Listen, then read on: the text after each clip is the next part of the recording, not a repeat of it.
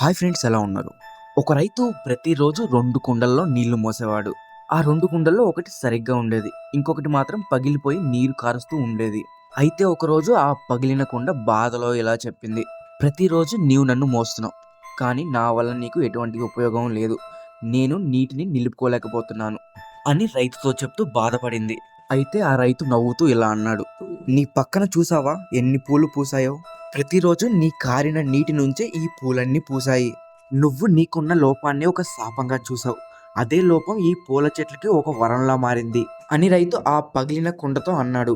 ఈ కథ నుంచి నేను మీకు చెప్పేది ఏంటంటే, లోపాలున్న ప్రతి మనిషిలో ఏదో ఒక అద్భుతం దాగి ఉంటుంది. లోపం అనేది శాపమే కాదు, కొన్నిసార్లు ఒక వరంలా పనిచేస్తుంది.